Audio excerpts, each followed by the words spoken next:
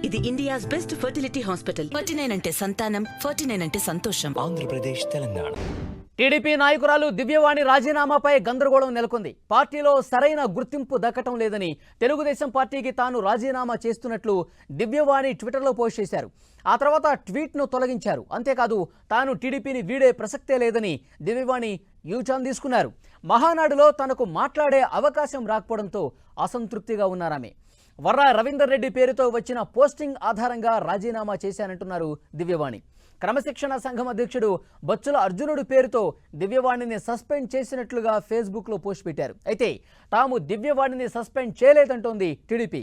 మరి కాసేపట్లో మీడియా ముందుకొచ్చి రాజీనామాపై క్లారిటీ ఇవ్వనున్నారు దివ్యవాణి. ఇప్పుడే కాదు, గతంలో కూడా కొందరు తప్పుడు పోస్టింగ్లు పెట్టారని చెప్తోంది టీడీపీ.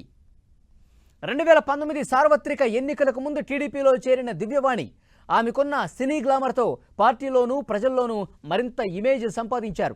టీడీపీ కూడా ఆమెకు ప్రాధాన్యత కల్పించడంతో ప్రత్యర్థి పార్టీలు, మంత్రుల టార్గెట్గా ఘాటైన విమర్శలు చేశారు. అమరావతి రైతు ఉద్యమంలో పాదయాత్రలో సైతం దివ్యవాణి క్రియాశీలక పాత్ర పోషించారు. ఈ పరిస్థితుల్లో మహానాడులో దివ్యవాణికి మాట్లాడే అవకాశం దక్కలేదు. దీంతో అలకబూనిన ఆమె కొందరు కావాలనే పక్కకు తప్పించే ప్రయత్నం చేస్తున్నారంటూ ఆవేదన వ్యక్తం చేశారు. మహానాడు జోష్లో ఉన్న టీడీపీలో దివ్యవాణి చేసిన కామెంట్లతో పార్టీలో చర్చకు దారితీసింది. అనంతరం దివ్యవాణి రాజీనామాపై ట్విస్టుల మీద ట్విస్టులు చోటు చేసుకున్నాయి. ఆమెను సస్పెండ్ చేసినట్లు ఓ ఫేక్ పోస్టింగ్ సర్క్యులేట్ అయింది. దాన్ని చూసి ఆవేశంతో దివ్యవాణి రాజీనామా చేశారు.